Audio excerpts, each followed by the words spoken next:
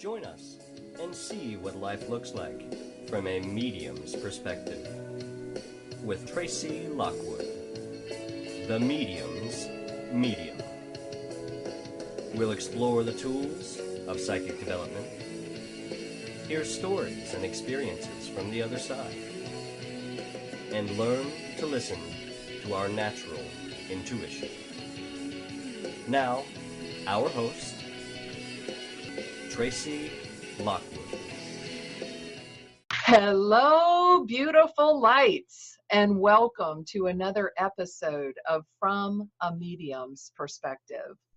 Today, I have an extremely interesting guest.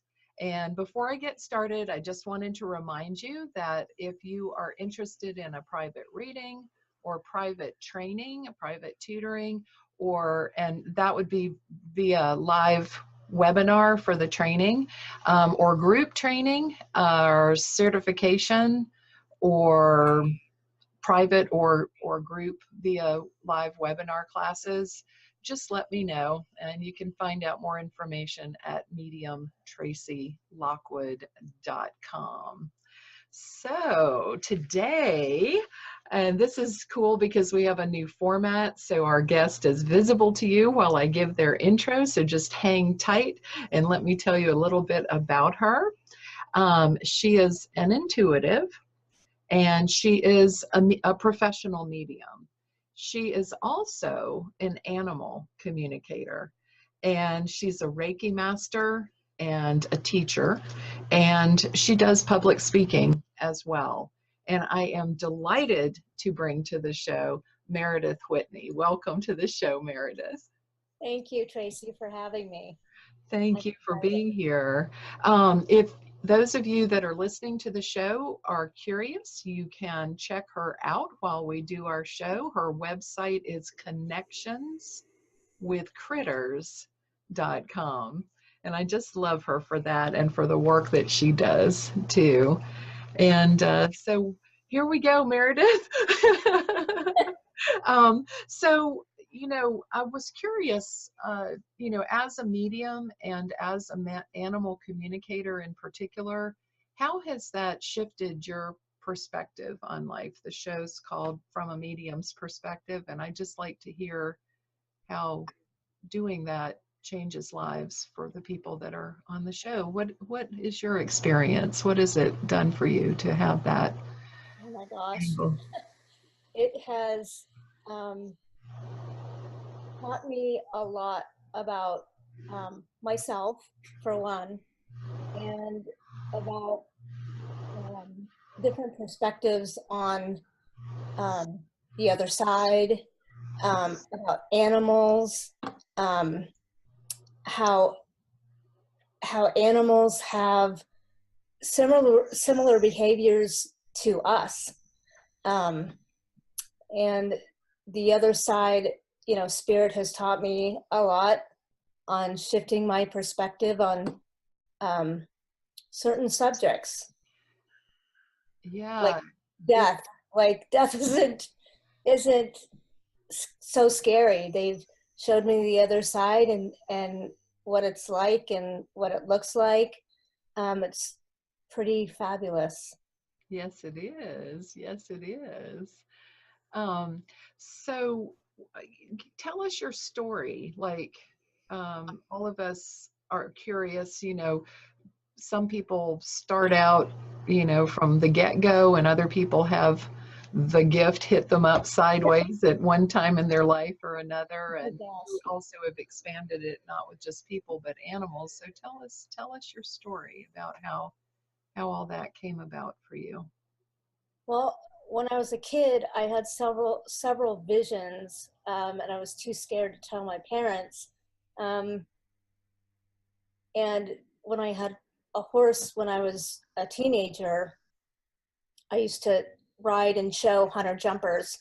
And cool. My horse would give me these visions, and I'd be like, oh, what's that? Like, I didn't know it was coming from him.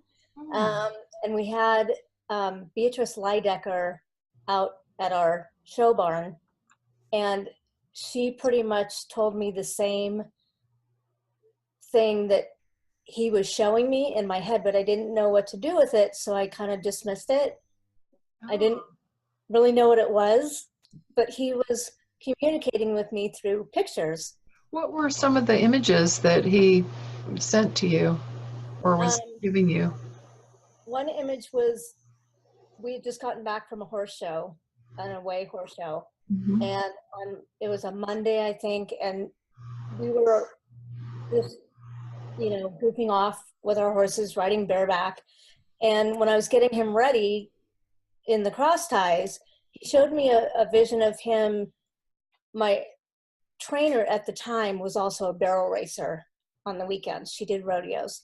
And she set up barrels in the middle of the ring for us to like just goof around on. Yeah. And he showed me a picture of him like going around the barrels, not just trotting, but like full on running around the barrels. Wow. And I kind of dismissed it because I didn't know what it meant. But I think he was trying to tell me, hey, I'd like to do barrel racing or, you know, do something Western.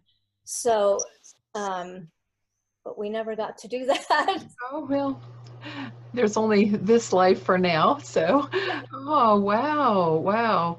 And so how did that connection happen for you? Like, how did it go from that kind of random incident in the barn that was very spontaneous to where you are today? You know, as a kid, I kind of turned it off after that because I just felt it wasn't accepted in my family. And at the time, I don't know, you know, being a teenager, trying to go through school, trying to be accepted by others, all that teen angst stuff. Mm-hmm. So in my later years, like, I don't know, about 2002, 2003, I started to open up again. And I started seeing visions on the wall, hearing voices in my head, and just feeling stuff that I didn't remember feeling as a kid. So I started working with my spirit guides more and more, and I started opening up more. How did you just sense that they were around you? How did you connect with them? Like, I felt them, I heard them. I saw that I've seen one, I think, or two. And they just kind of brought me out of my shell, and I started to feel more and more comfortable. Did you just talk to them mind to mind, or did you sit in meditation, or you know, when I was by myself, when my son was in school during the day, my ex-husband was at work during the day, so I pretty much had the whole day to talk with them and work with them. And that's how it happened. It seems like it happened like overnight. When it happens, it happens. Oh my gosh. Yeah. Yeah. So. Yeah. And so you do offer this as a service to people, right? Yeah. I do animal communication sessions. I do intuitive sessions. I do medium sessions. I mostly do, you know, working with people and their animals, and mediumship. That's the two main. Your favorite part. Yeah. Yes. Yeah. Oh, that's really beautiful. That's really beautiful. So I know like I have people come, not people, well, kind of, animals come through sometimes in readings from the other side, or, you know, and I do a little bit of animal communication locally if people ask me to, like, go, they'll send a picture of their horse, or I'll go to their house and talk with their dog or whatever. And for me, it always gets into like past life stuff, and sometimes the past lives that they've had with the people that are currently there. When you do your connection with them, obviously you had a natural connection from childhood, because that profound of a level. I didn't know it, but Yes, I did. Also have my mom's oldest niece Mm-hmm. is also psychic. I Oh, didn't find that out until I was pregnant with my son, and she put her hand on my belly and she told me, yeah, you can have a boy.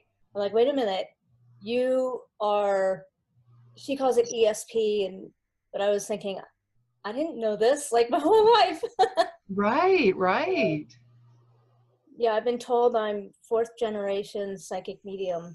Oh, interesting. Yeah. Interesting. You know, a lot of people either don't understand the label psychic medium or they don't relate to it one way or another. I find it an awkward label because it is such a natural ability. And I think a lot of people have abilities and connection because I think it's a natural aspect of being human.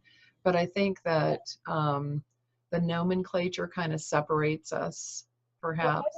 everybody is psychic. Everybody is intuitive. Yeah. It just depends on what level you're at. Yeah. And I think people can develop their mediumship skills too, Yeah, if they desire to. Yeah, I do. You know, just because I teach so often and so much and different people at different levels and stuff. But I think that there are people that are either from past lives or from genetic heritage or just personality are just more alert or aware of some of those things. Often when somebody has an experience, they just dust it off, sort of like your encounter with the horse at first, because it just doesn't have a reference point. It just doesn't have, like, what was that? I don't know, you know, like that that's kind of really thing. good. Or it's scary to people because they don't expect those that have crossed over, animal or human, to just boop pop into our awareness, either physically or otherwise.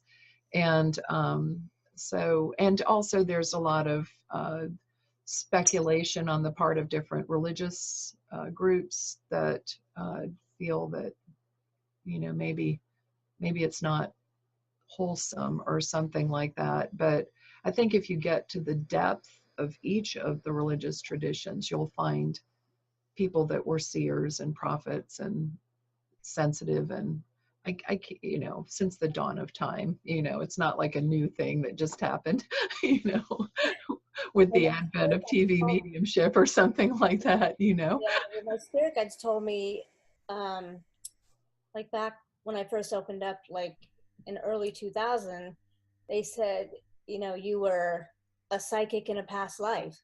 I've been a veterinarian in a past life, and that makes a lot of sense. Wow, what a great Yeah, package. What a great right? package. Yeah, it just Yeah. naturally comes together.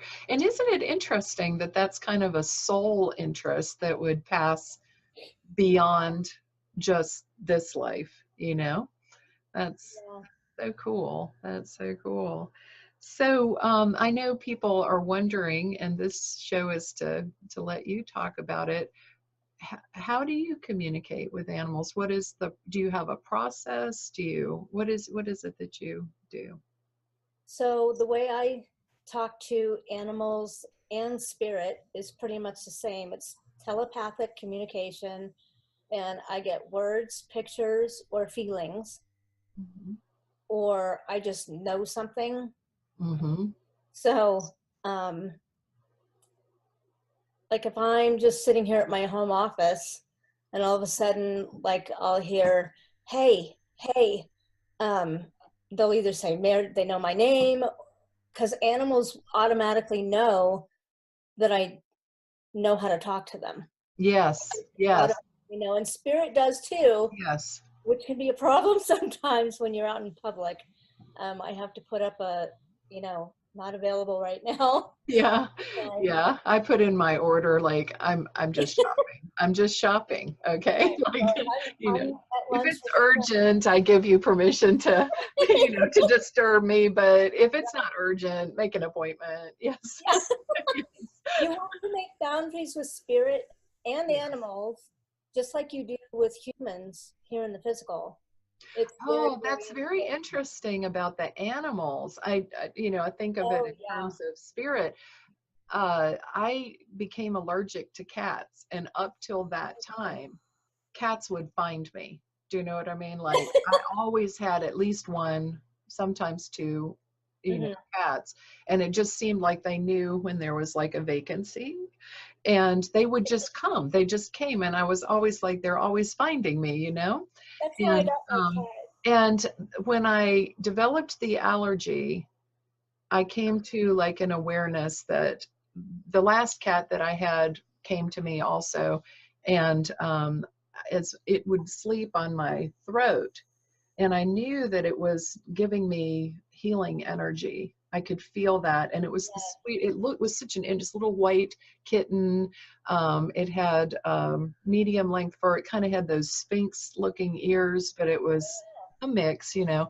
And but after like a month, I couldn't even breathe, like walking up and down the steps to between the levels and of my home. And so I had to rehome the animal, and I was just thinking like, I just can't have cats anymore. And it was really sad for me because I love animals.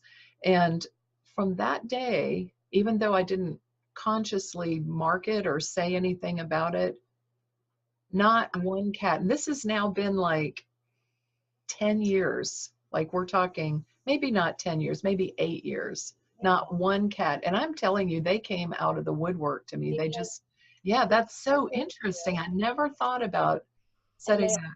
yeah, they Yeah. understood, and that cat understood. Came into your Yeah. life to try and heal you, Yeah. but they understand. Animals understand. They They can do. read our thoughts. They can hear our thoughts. Yes. So it's very Wow. important what you think and what you project outwardly to animals, humans, you know. Being a medium and being an animal communicator, do you find that when you go to people's houses that their pets respond to you differently than other people? Yes. And in what ways does it? Because sometimes it's a little different for me. Go ahead and tell them what. I've had one experience, or a couple, where I'll just be walking down the street or shopping or something, and I'll see a dog, or and I'll walk up and say, "Hey, can I pet your animal?" They say, "Oh yeah, sure." She doesn't usually like people, so I'll kneel down and I'll start pet. Hey, Hey, that's weird. She usually doesn't like people, but she likes you. And then I'll tell them, "Oh, well, I'm an animal communicator."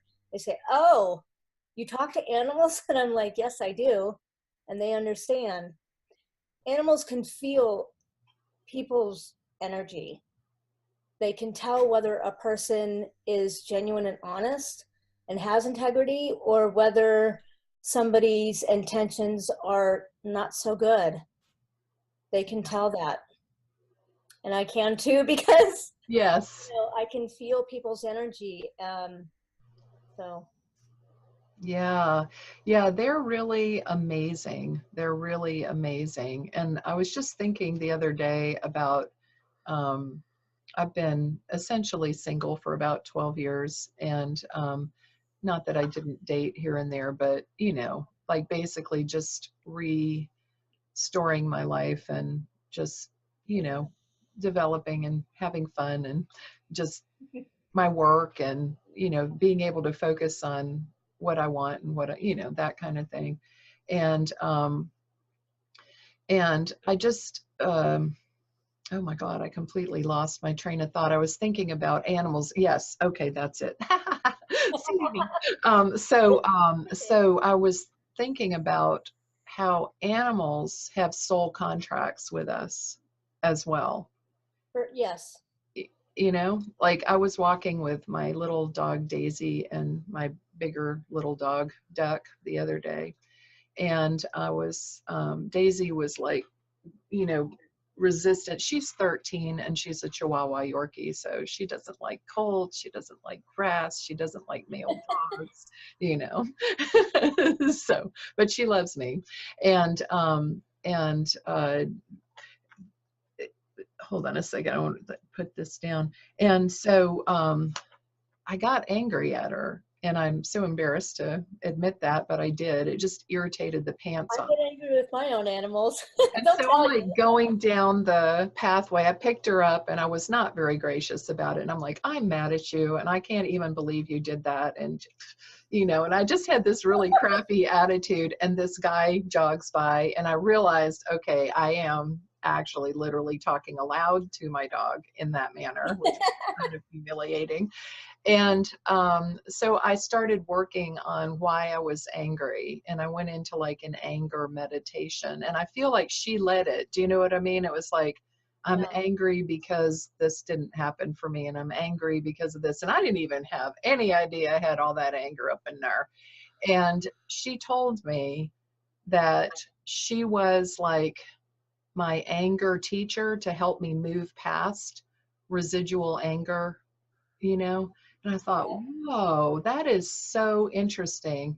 And so I don't grouch at her at all anymore. You know, I just thank her for reminding me. Animals And I are, thought how vulnerable they are. Like, she's so tiny. Do you know what I mean? And yeah, she's the willing as a soul to come do animals that. And are our best teachers.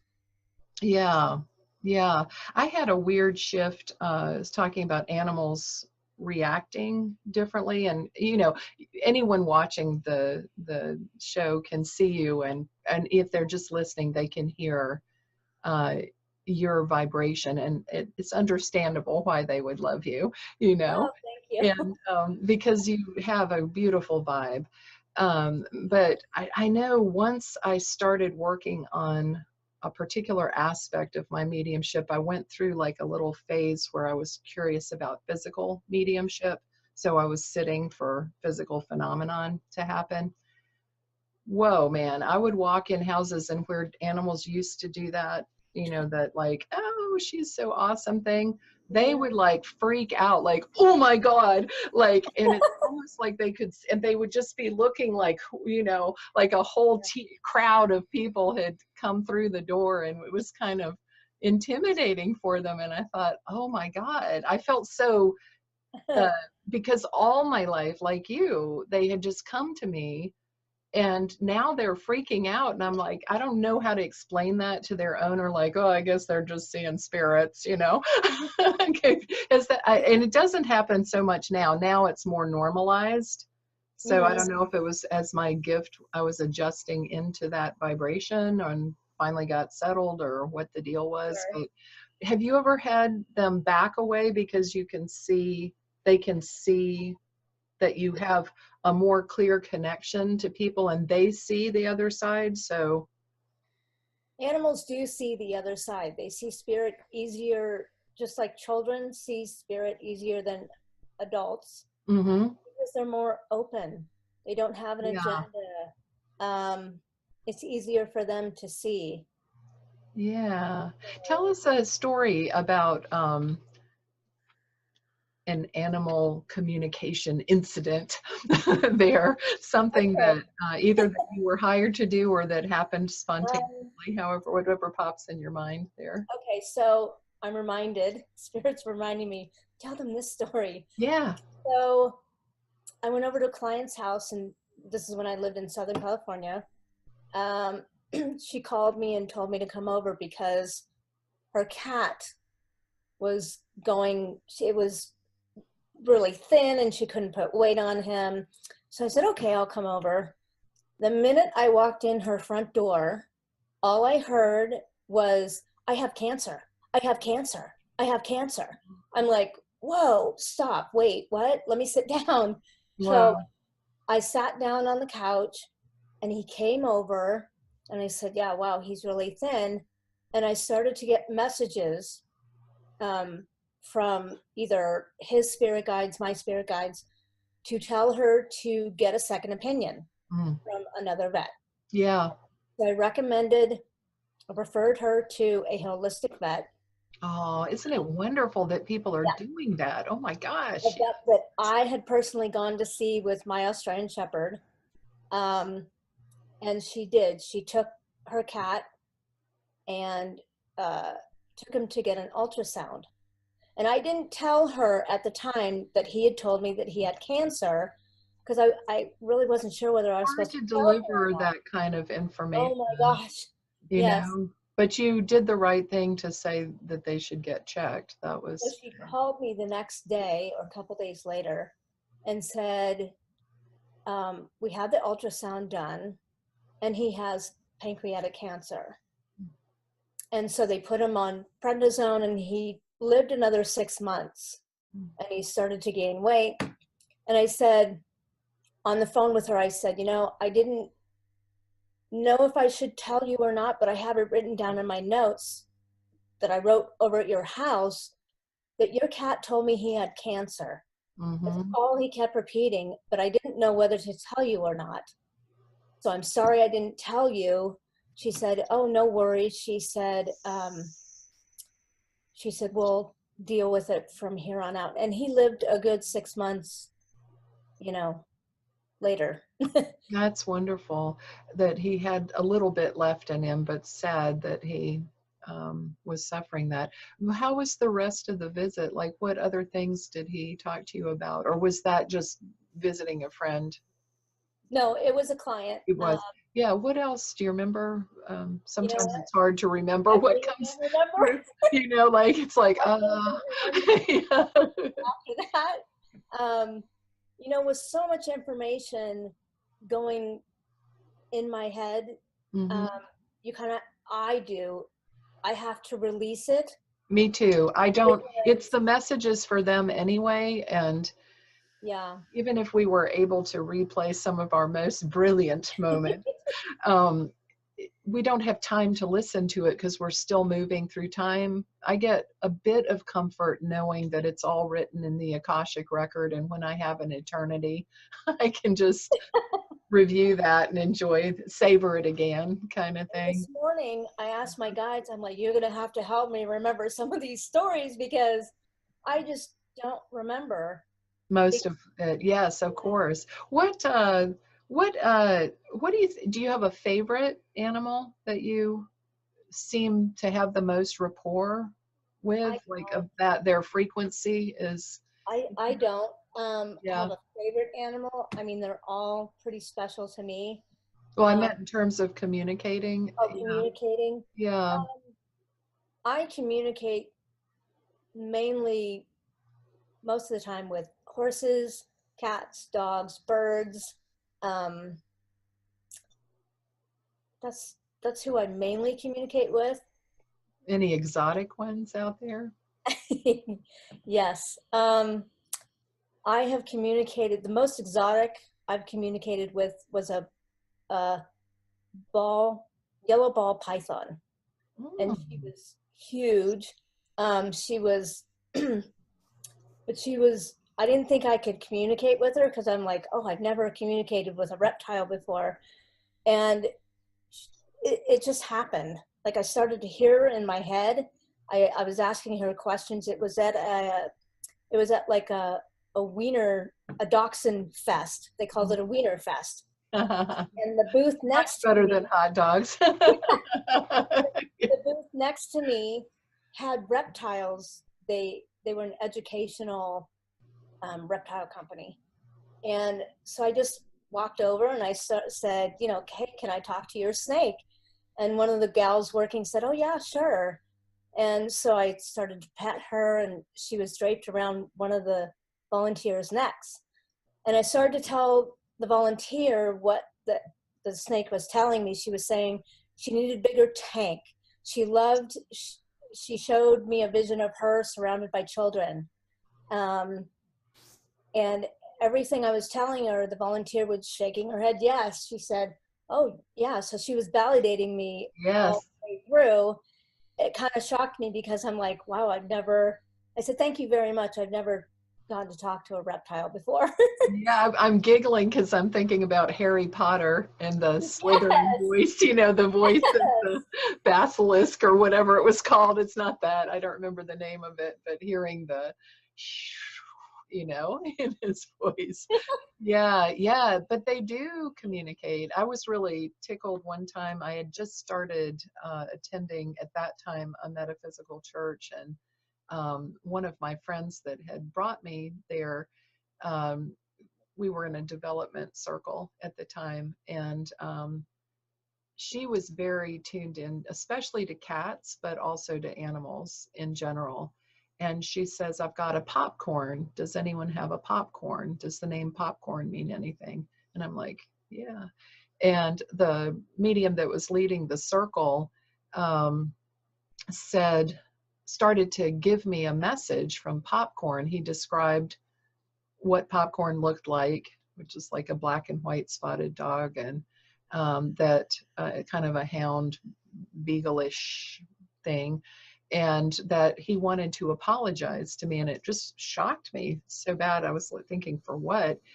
Because it had been my childhood that this dog was part of my life. And he said he just wanted to tell you that he got tired, and that's why he used to have to go back to his house, and that he's sorry that he couldn't stay longer, like, in this world. And I remembered, it threw me back to a memory in childhood of sitting on my porch and feeling really like a comfort bond with him. And then as he went off, I would feel like, don't leave me. It's like, come back, and I wasn't allowed to cross the street to follow him without permission. So it was really interesting. It really is. And, I think it must be very healing for your clients to have connection with their animals that are around them. How do you find that different, communicating with animals that have crossed? Any same? Doesn't really matter? Or how does it feel different? My experience is it's no different from talking to animals here in the physical than talking to animals on the other side. Yeah. And you still have that close connection, sometimes even a better relationship with them on the other side, better than what you had here in the physical with them.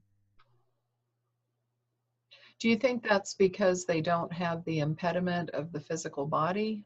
Like, that's kind of hard for all of us down here. I think so. I think so. That's interesting.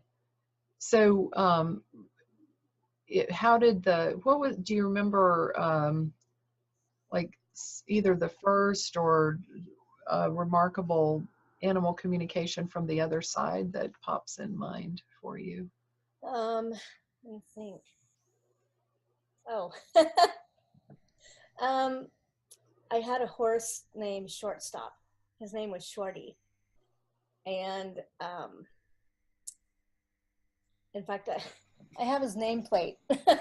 Oh, nameplate on my windowsill. Yeah. He was my little quarter horse hunter. And after, I remember I had him for only a couple of years because I graduated to a higher level of jumping, and he just couldn't jump any higher than 3'3", 3'3", and he would struggle. So my trainer talked to my parents, and she said, Meredith needs a bigger horse that can jump bigger to move on to the higher jumping classes. Wow. And so my parents sold him, and we've been looking for another horse. Anyway, he went to a little boy, and they went to shows like, I don't know, almost every other weekend. And after he passed, I kind of tuned into him to see, how his life was like on the other side. And he said, I was with you at the grocery store the other day. Did you see me? I'm like, no. And, but he pops in every so often and helps me with, animal communication or a problem I'm having. I have quite a few animals on the other side that help me Yeah. still.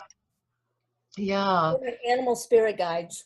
Yeah, they equivalent, yes. Yeah, I had a little Chihuahua many years ago, and so his name was Hot Rod, and he was 15 when I adopted him from the clinic that I worked at. I was a veterinary assistant type person for a while, and did always love the animals. And he came home with me because his people abandoned him. He was uh, he had tooth extraction and he had epilepsy, and they were going to give him to the pound, and I couldn't stand that idea, so I just brought him home, and they gave me permission to take him.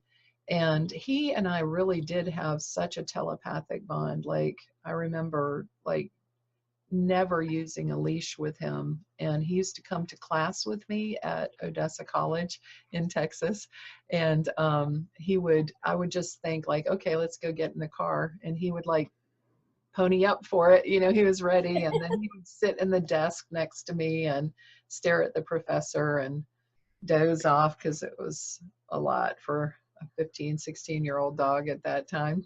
And his epilepsy just continued to get worse and worse, and ended up he had separation anxiety from me, and so it got so bad that even if I ran to the grocery store, I would come back and he would be in a seizure, and it was just wearing his little body out.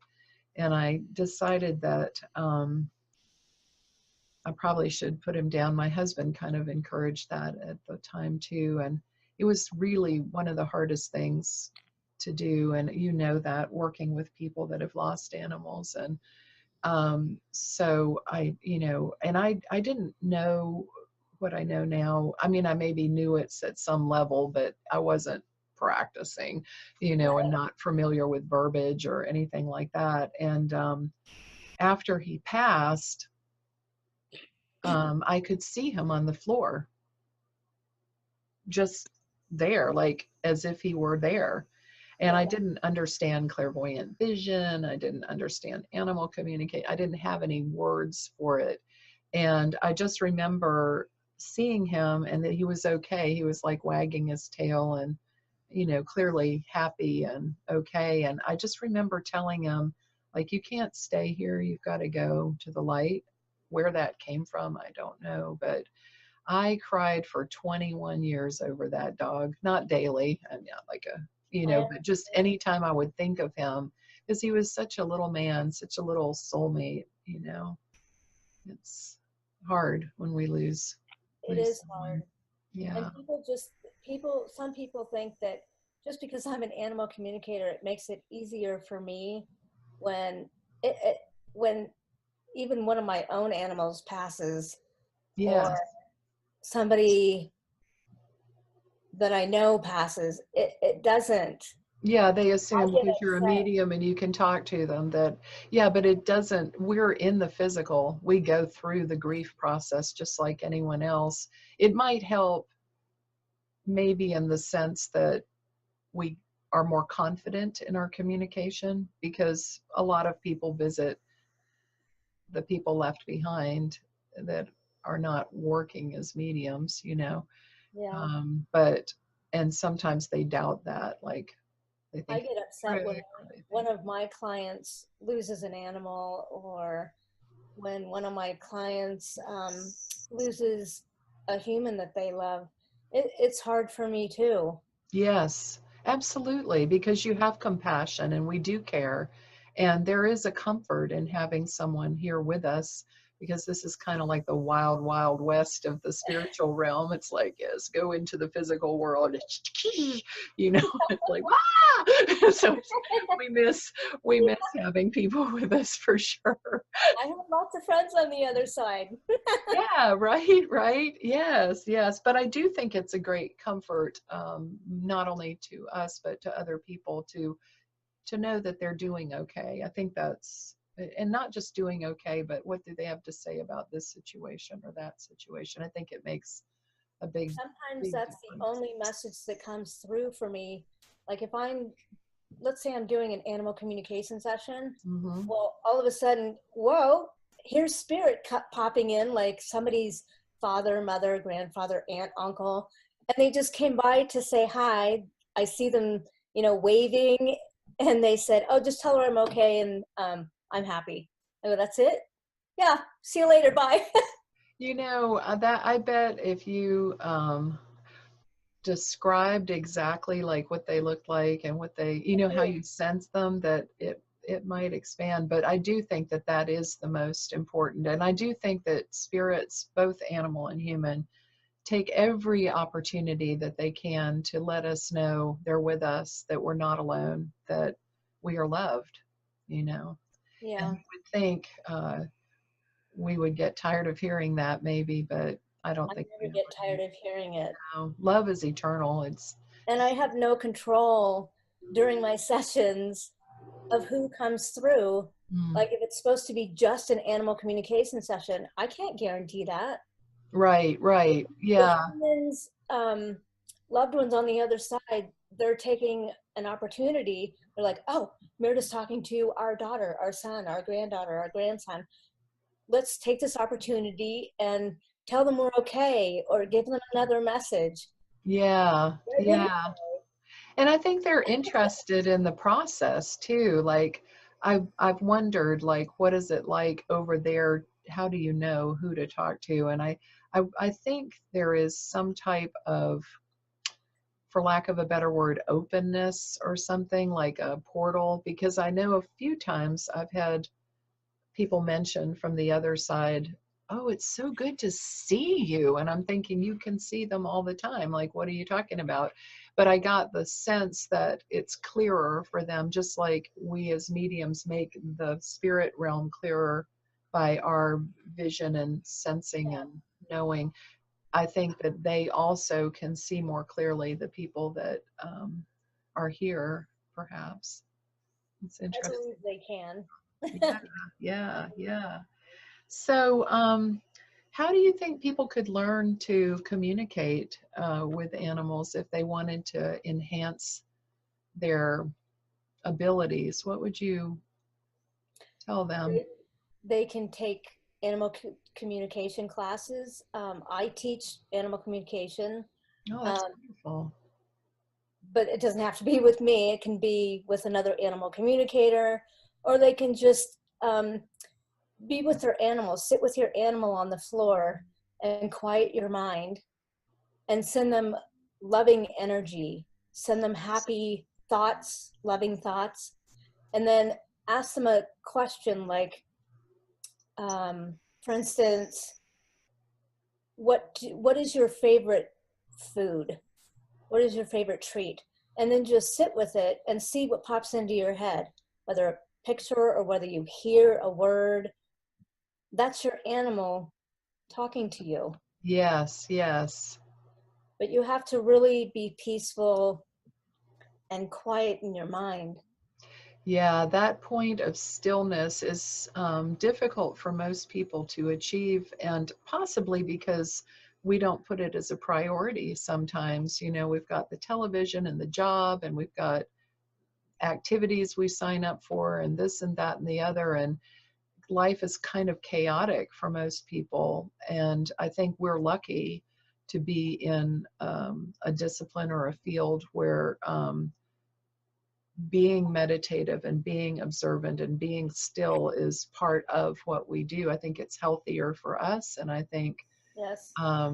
it does help us to connect. I always tell people the same thing, like get in that really still place, that place of silence, and sort of where time stops, and then your perceptions open up. And I think it's because we're outward focused during most of our life. We're responding to this, that, and the other. And then when we get still, first of all, we become aware of our own energy. And then when we calm that down, then it's easier to perceive other people. Doing this, animals. yeah, doing this work over the years has taught me to have peace and more patience with myself. Yeah. I'm still working on that. Great. But Yes. have more patience. And I get frustrated when We a all do. spirit comes through. Mm-hmm. You know, my rule is you have to identify yourself or I'm not going to talk to you. Mm-hmm. I have rules and boundaries that I have to go by, because if a stranger knocked on your door, would you just let them in? No, you go, who dat, who dare? Yeah. Right? Right. Who Yeah, are you? And what that's do you right. want? Yeah, yeah. If you don't take your And gun I have first. business hours. I have business hours for spirit, which is, you know, Monday through Friday from 9 a.m. to 5 p.m. You know. Yeah. You were talking about setting boundaries with animals, and we didn't really touch as deeply on that. In terms of animal communication, did you used to have a problem with animals coming to you at random times, or what do you mean when you're setting boundaries with animals? It's like somebody knocking on your door or ringing your telephone. I would hear, "Hey," and I would see this picture in my head of an animal. Mm-hmm. I'm like, I'm kind of working right now. Can you come back later? And they're like, "No." Here's the thing. I have boundaries and here are my business hours. It's the same. My boundaries are the same with spirit, animals, humans. Yeah. They need to respect my boundaries, and So I that you can respect recharge theirs. and replenish so that you can be Yeah. there when it is time to be there. Yeah. I don't do good work when I'm tired or I won't work if I'm too frustrated tired. or sick. Like if I'm sick, I'm no good. Yeah, no, And I always reschedule if there's something either heavily emotional going on for me, or if I'm feeling, and that subtle energy drain that we get as mediums, it's different type of fatigue. It's like I just can't give anymore. Do you know what I mean? Just can't. It's like I've got to replenish. It's not like a physical fatigue per se. For me, it's more like it's just like, okay, time to reschedule, and usually people are, all of it's in divine order, so usually people are happy to Well, reschedule usually because they know that they're going to get 100% of our focus at that. usually my spirit team, like when I first got here to Sedona, Mm-hmm. my spirit team said, "We want you to take the whole month of November off. No sessions at all." I'm like, okay. And Yeah. I did. Yeah. Yeah, I think it's important to listen to that. I said it would be great if I just had 2 weeks that I didn't have to meet appointments. Like teaching is easy. I don't mind meeting with a I student. love teaching. And my show is easy too, so that doesn't bother me. But doing readings takes more type of a focus. It's a different type of focus. Of course, I focus during both the other activities too, but yeah, and I loved it because it just seemed like there was just like a pause in the ethers, like, okay, week 1, TikTok, week 2. Yeah. And then I got a little panicked, because our work is so different. It's not like a 9 to 5 job per se. I certainly couldn't read for more than 9 or 10, either a private session or a client, maybe 9 or 10 in a week. That's a full week for me, and with the other things, the group teaching on top of that and the radio and that kind of thing. And I just don't do well with that. And then, so I was like, okay, I've got bills, and all of a sudden it's like, boom, and the next 2 weeks just completely filled up. And I was like, whoa. So I don't know how much control we have over that or not, but it was really cool to think that our spirit teams are Our spirit team looks out for us, but handling our calendar for us, like, oh, she needs a break, whether we, consider all aspects of that break or not. That's cool. That's really cool. Well, Meredith, I just want to thank you so much for coming on the show today. I really appreciate it. You're easy to talk to, and it was fun to meet you and talk about something interesting. It was a lot of fun. Thank you for inviting me to interview. You are more than welcome. You are more than welcome. And for those of you listening, remember, it's never inappropriate to be kind, and without integrity, you've got nothing. See you next week.